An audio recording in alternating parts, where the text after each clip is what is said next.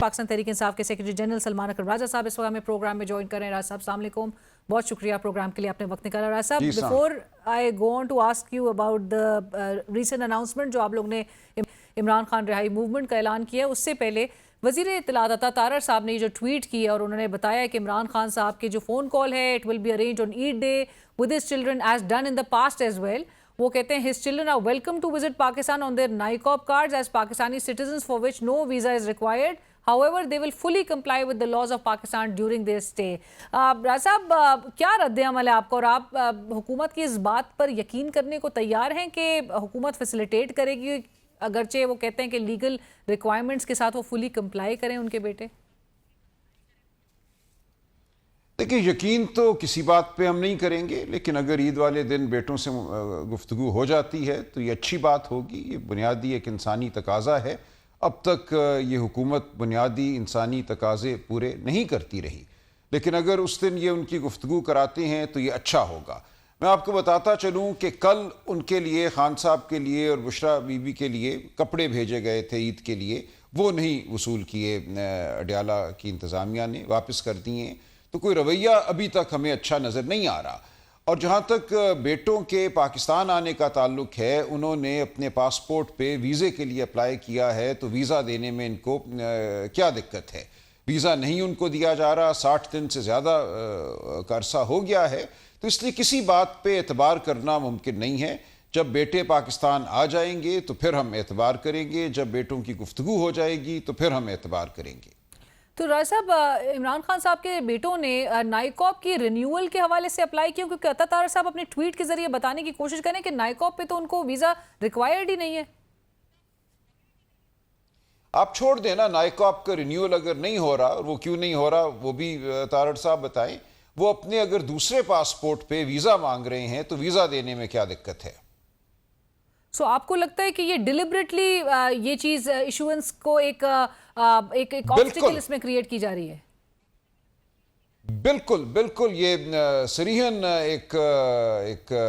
एक बंदिश है। इनकी कोई नीयत नहीं है कि उनको यहाँ आने दिया जाए, वरना 60 दिन का वक्त नहीं लगता खान साहब के बेटों को वीज़ा देने में। तो 60 दिन से ज़्यादा का अरसा गुजर चुका है और उनको वीज़ा नहीं दिया जा रहा।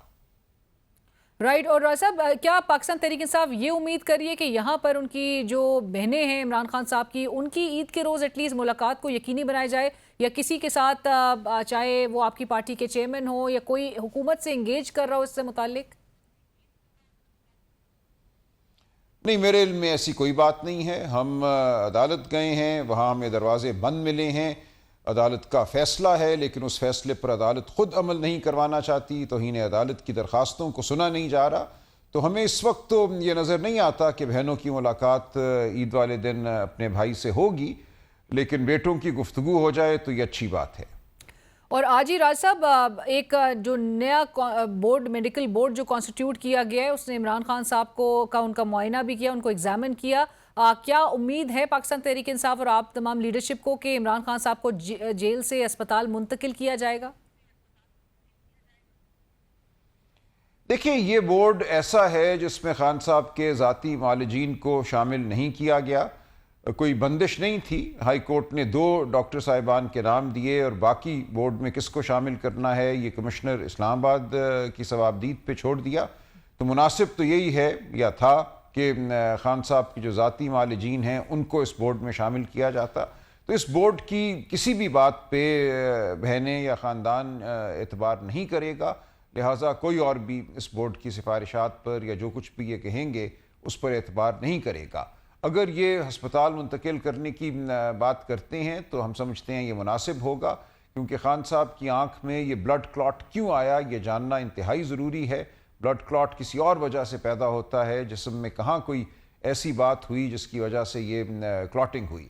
तो ये जब तक तय नहीं होता, जब तक इसकी नहीं हो जाती इन्वेस्टिगेशन, मेडिकल इन्वेस्टिगेशन, उस वक्त तक हम बिल्कुल मुतमईन नहीं होंगे, ख़ानदान मुतमईन नहीं होगा। और आपकी लीडरशिप अभी भी इस बात पे स्टैंड करेगी कि जो 85% इमरान खान साहब की आंख मुतासर है, वही आपका अब भी मौक़िफ़ है, बावजूद इसके कि हुकूमती जो कमीशन बोर्ड था, मेडिकल बोर्ड, प्रीवियसली उनकी रिपोर्ट्स में कहा गया कि बड़ी बेहतरी आ चुकी है उनकी आंख की सूरत हाल में?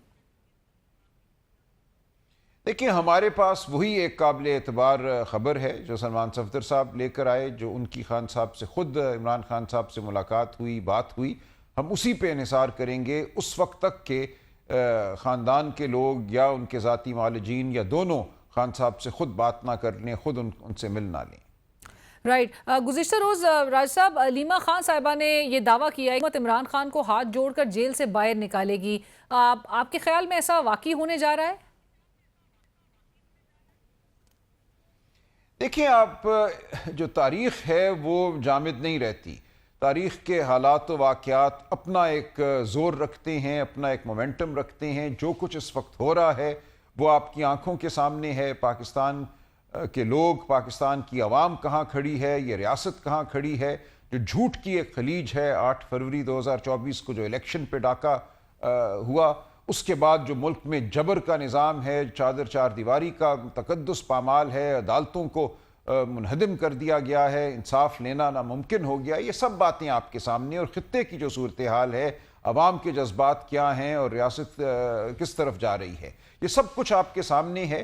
اور میں سمجھتا ہوں کہ حالات ایسے ہیں، جو معیشت کی صورتحال ہے، فیکٹریاں بند ہو رہی ہیں، نوکریاں نہیں ہیں، نوجوانوں کو اپنا مستقبل اس ملک میں تاریک نظر آتا ہے. خوراک اگر آپ دیکھیں بچوں کے لیے، تعلیم آپ دیکھیں بچوں کے لیے، تو صورتحال بد سے بدتر ہو رہی ہے. تو ان تمام حالات میں اگر کوئی یہ سمجھتا ہے کہ کسی کی آشیرواد سے وہ حکمران رہے گا، حکومت اس کی قائم رہے گی، تو یہ خام خیالی ہے، یہ بے وقوفی ہے. تاریخ آپ کو بتاتی ہے کہ جھوٹ کا نظام جو ظلم پر کھڑا ہو وہ بہت دیر نہیں چل سکتا. تو اس نظام نے بہرحال پاش ہونا ہے، اور اس وقت کوئی اور اس قوم کا لیڈر نہیں ہے سوائے عمران خان کے. رائٹ. راج صاحب، اب میں ذرا آج جو آپ نے اہم اعلان کیا ہے اس پریس کانفرنس میں عمران خان رہائی امن تحریک کے حوالے سے، جو کہ آپ نے کہا کہ پورے پاکستان میں نوجوانوں کو اپنی جانب مدعو کیا جائے گا، اس کے حوالے سے ذرا بتائیے گا. سب سے پہلے تو کیا علامہ راجہ ناصر عباس صاحب اور محمود اچکزئی صاحب، جن کو عمران خان صاحب کی ہدایت تھی کہ وہ جو فیصلہ کریں گے تو پاکستان تحریک انصاف اس چیز کو فالو کرے گی، کیا ان دونوں کو آن بورڈ لیا گیا اس تحریک کے حوالے سے، یا یہ پاکستان تحریک انصاف کی اس کو سمجھا جائے کہ ایک سولو فلائٹ ہوگی؟ نہیں، دیکھیں یہ اس وقت پاکستان تحریک انصاف کے اندر ایک انتظامی معاملہ ہے. ہماری انصاف اسٹوڈنٹس فیڈریشن ہے، ہماری یوتھ ونگ ہے، ہماری خواتین کی ونگ ہے، ہماری وکلاء کی ونگ ہے، مائنورٹیز کی، نان مسلمز کی ونگ ہے. ان تمام کو ہم نے مربوط کرنا ہے. اس تحریک کا جو ایک عارضی، میں سمجھتا ہوں یہ ایک فارمیشن ہوگی.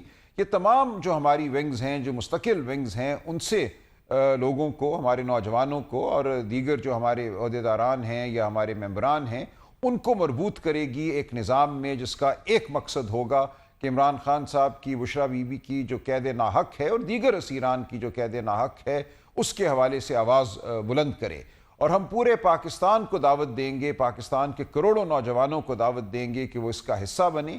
اور ہم ایک پرامن طریقے سے، ایک آئینی قانونی طریقے سے، آئین ہمیں حق دیتا ہے آواز بلند کرنے کا. آرٹیکل 19 آئین کا یہ کہتا ہے. آئین ہمیں حق دیتا ہے دھرتی پہ چلنے کا. آرٹیکل 15 یہ کہتا ہے. اور یہ وہ حقوق ہیں جو آئین سے پہلے انگریز سامراج نے بھی ہمارے بزرگوں کو، ہمارے اسلاف کو دیے تحریک آزادی پاکستان کے دوران. تو ہم انہی حقوق کو استعمال کریں گے ایک منظم طریقے سے، ایک پرامن طریقے سے، اور اپنی آواز بلند کریں گے. اور میں بار بار یہ کہتا ہوں کہ اگر پاکستانی قوم صرف اپنے گھروں کے باہر، اپنے گاؤں میں، اپنے چوراہوں میں کھڑی ہو جائے خاموش، تو یہ نظام نہیں چل سکتا. یہ نظام گر جائے گا. یہ کروڑوں کی خاموشی کو نہیں سہ سکتا. یہ جو تحریک کی شکل اب نظر آئے گی پوسٹ عید سیناریو میں، اس کا الٹیمیٹ جو رخ ہوگا وہ اسلام آباد کی جانب ہوگا. اور اگرچہ آپ بھی آج بھی پریس کانفرنس میں کہتے کہ اسلام آباد آنا حتمی ہوگا، لیکن ڈیٹ یا کوئی ٹائم فریم ابھی تک مائنڈ میں نہیں ہے آپ کے. جی دیکھیں، اسلام آباد آنا کوئی ضروری نہیں ہوتا، لیکن اگر ضروری ہوا تو ایسا بھی ہوگا. ہم بار بار یہ کہتے ہیں کہ پاکستان کی ہر گلی، ہر چوک جو ہے وہ جائے احتجاج ہے. ہر جگہ احتجاج ہوتا ہے تو انقلاب آتا ہے. انقلاب کسی ایک نقطے یا ایک چوک پر مبنی نہیں ہے. تو ہم بالکل یہ سمجھتے ہیں کہ پاکستانی قوم اگر اپنے گھروں کے باہر، اپنی گلیوں، اپنے چوراہوں میں کھڑی ہو، اپنے وہاں چلے، تو اس کے قدموں کی چاپ کو نہیں سہ سکتا یہ نظام، یہ جھوٹ اور فریب کا نظام. تو جو ایک ذہن میں یہ تصور ہے کہ کسی ایک شہر پہ یلغار ہونی ہے اور تبھی ہمارے مقاصد ہمیں حاصل ہوں گے. وہ ایک تصور ہے لوگوں کے ذہن میں اور ممکن ہے کہ کسی دن ایسا ہو، لیکن ہم نہیں سمجھتے کہ ایسا کرنا ضروری ہے. اس نظام کو ہوش کے ناخن لینے چاہیے، آوازوں کو سلب نہیں کرنا چاہیے، چاہے وہ صحافتی آواز ہو جو سوال کرے، جو اخراجات کیے جا رہے ہیں، جو پرتعیش کبھی جہاز ہے، کبھی گاڑی ہے، کبھی پلاٹ ہے، کبھی دورے ہیں، ان سب کے حوالے سے آپ کو جواب دینا ہے. عوام کی غربت کا مذاق مت اڑائیے.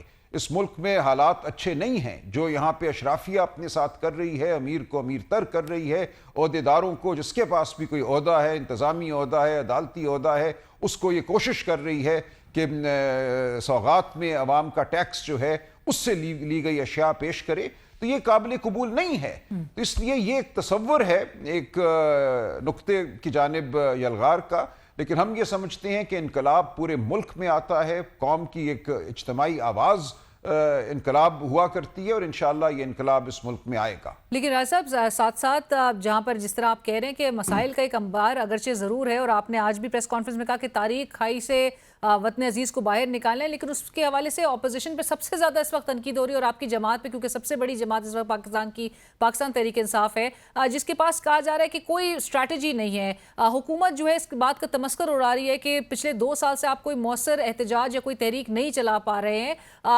بہت دفعہ فائنل کال کا اعلان کیا گیا، اور اب بھی 8 فروری کے بعد کے سیناریو میں جہاں پہ پارلیمنٹ کے باہر بھی ایک دھرنا دیا گیا، اندر بھی جو ہے وہ جس طرح سے ہمیں اراکین محصور نظر آئے، کوئی امپیکٹ نہیں اگرچہ اب تک تاحال کوئی کریٹ کر سکے. سو ابھی تیاری مکمل ہے، اور اب کیا واقعی میں حکومت کو انڈر پریشر لے کر آیا جائے گا اور اپنے اہداف حاصل کر سکیں گے آپ؟ دیکھیں، یہ معاملات جو ہیں یہ تاریخ پیدا کرتی ہے. ایک چنگاری ہوتی ہے جو پھوٹتی ہے. تیونسیا میں ایک سبزی فروش نے، ایک فروٹ فروش نے اپنے آپ کو آگ لگائی اور پوری عرب دنیا میں ایک انقلاب برپا ہو گیا. یہ چیزیں پہلے سے اس طرح لکھی نہیں جاتی، یہ کوئی کہانی کی سکرپٹ نہیں ہوتی کہ فلاں دن یہ ہوگا اور فلاں دن یہ ہوگا. ہم کھڑے ہیں، ہم عوام کے سامنے کھڑے ہیں، عوام کے مسائل عوام خود جانتی ہے، اور کس دن پاکستان کی عوام اپنا فیصلہ کرے گی میں نہیں کہہ سکتا، لیکن فیصلہ پاکستان کی عوام نے کرنا ہے. یہ فیصلہ چند سیاسی ورکروں کا نہیں ہے. میں بار بار یہ کہتا ہوں کہ 40-50 ہزار سیاسی ورکر انقلاب نہیں لاتے، انقلاب پوری قوم لاتی ہے، اور یہ قوم انشاءاللہ انقلاب لے کر آئے گی. وہ کون سا لمحہ ہوگا، اس کے محرکات کیا ہوں گے میں نہیں کہہ سکتا، لیکن ہم بدستور دروازہ کھٹکھٹاتے رہیں گے. عقل کا، ہوش کا ہم تقاضا کرتے رہیں گے کہ جو جابر اس ملک پر اس وقت مسلط ہیں وہ دیکھیں، سمجھیں کہ تاریخ کہاں جا رہی ہے اور انہوں نے اس ملک کے ساتھ کیا کر دیا ہے. لیکن اگر ایسا نہیں ہوتا تو پاکستان کی عوام خود اپنا فیصلہ کرے گی، اور یہ فیصلہ جلد ہوگا، دیر سے نہیں ہوگا. رائٹ. اور صاحب میں یہ بھی ضرور آپ سے پوچھنا چاہوں گی، چونکہ آج ہی پریس کانفرنس میں دوران گفتگو جنید اکبر صاحب نے کہا کہ اس تحریک میں وہ لوگ نکلیں جو گولیاں کھا سکے. ہم لوگوں سے حلف لیں گے، کوئی ایم این اے یا ایم پی اے نکلنا چاہتا ہے تو اپنی ذمہ داری پہ نکلے. اب اس پہ بڑی تنقید ہو رہی ہے راجہ صاحب. MNAs, MPAs جو کہ اس وقت پرکس اور پریویلیجز انجوائے کر رہے ہیں، ان کو بظاہر تو ایسا لگ رہا ہے کہ ایک بالکل ایک ایسا ایک سیف ایگزٹ دیا جا رہا ہے اس سے کہ اگر وہ نکلنا چاہیں یا نہ نکلنا چاہیے تو یہ ان کی سوابدید ہے. ویراز جو آپ کا ورکر ہے جو مارے پہلے بھی کھاتا رہا ہے، وہ اب بھی کیا اس کو ہی آگے کیا جائے گا؟ نہیں، یہ مطلب بالکل نہیں تھا. جنید اکبر صاحب نے ایک استعارے کا استعمال کیا کہ دیکھیں ہمت سے نکلو جس میں ہمت ہے. اور آپ جانتی ہیں 26 نومبر کو کیا ہوا، آپ جانتی ہیں مریدکے میں کیا ہوا. یہ خونخوار نظام ہے. دیکھیں ایسا انگریز نے بھی نہیں کیا تھا. بار بار میں یہ کہتا ہوں، اگر انگریز نے گولی چلائی ہوتی قائد اعظم پر، لیاقت علی خان پر، سردار عبدالرب نشتر پر، ان کو اٹھایا ہوتا، ان پہ زد و کوب کیا ہوتا، ان کو جیلوں میں ڈال کر کپڑے تار کیے ہوتے، تو شاید کوئی صورتحال مختلف ہوتی. لیکن اس دور میں بھی ہم یہ سمجھتے ہیں کہ عزم کے ساتھ آگے بڑھنا ہمارا ایک فریضہ ہے. تو جنید اکبر صاحب نے یہ کہا ہے کہ وہ لوگ سامنے آئیں گے اور اس میں سب شامل ہوں گے جو عزم رکھتے ہیں، جو ہمت رکھتے ہیں. رائٹ. اور صاحب جاتے جاتے سیاسی منظرنامے پہ اگرچہ آپ کی گفتگو سے لگ رہا ہے کہ ایک ہلچل بپا ہونے جا رہی ہے، عدالتی منظرنامہ آپ کیا دیکھ رہے ہیں؟ پوسٹ ایچ سیناریو میں آپ کو لگ رہا ہے کہ عمران خان صاحب کو کوئی آپ فورسی کر رہے ہوں، کوئی ریپریو ان کے لیے 190 ملین پاؤنڈ کیس میں جو سزا معطلی کی اپیل ہے وہ بھی 1 اپریل کو فکس کی گئی ہے، کوئی ریلیف کی امید ہے؟ دیکھیں مقدمے میں تو کچھ بھی نہیں ہے. یہ لغو مقدمے ہیں. 190 ملین پاؤنڈ کیا بات کرتی ہیں؟ ایک پیسہ کہیں ادھر ادھر نہیں ہوا.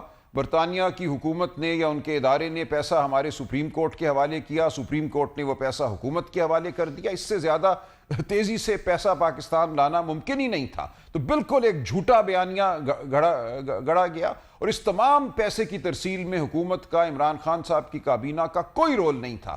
یہ ملک ریاض خاندان اور برطانیہ کی نیشنل کرائم ایجنسی کے درمیان ایک معاہدہ ہوا. اس معاہدے میں لکھا گیا کہ فلاں اکاؤنٹ میں پیسے ڈالے جائیں گے اور پھر سپریم کورٹ فیصلہ کرے گا کہ ان پیسوں سے کیا کرنا ہے. سپریم کورٹ نے فیصلہ کیا، پیسے حکومت کے حوالے کر دیے. تو کون سا مقدمہ ہے؟ اس مقدمے میں کچھ بھی نہیں ہے، مکمل طور پہ ایک لغو مقدمہ ہے. تو اس لیے بالکل اس میں ہم سمجھتے ہیں خان صاحب کو، بشرا بی بی کو آزاد ہونا چاہیے، بری ہونا چاہیے. لیکن کیا مجھے امید ہے؟ تو میں بہت عرصے سے کہہ رہا ہوں کہ 26ویں 27ویں ترمیم کا مقصد ہی امید کو ختم کرنا تھا. مقصد ہی یہ تھا کہ عدالتوں کو اس طرح کھڑا کیا جائے کہ کوئی امید نہ کر سکے. لیکن ہم پھر بھی سمجھتے ہیں کہ جیسی بھی عدالت ہو، اس کو بہرحال اس مقدمے کو ختم کرنا ہوگا. اس مقدمے میں کچھ نہیں ہے. بہت شکریہ. Thank you so much for joining اس سلمان اکرم راجہ صاحب. پروگرام میں وقت ہوا ایک بریک کا، ہمارے ساتھ رہیے.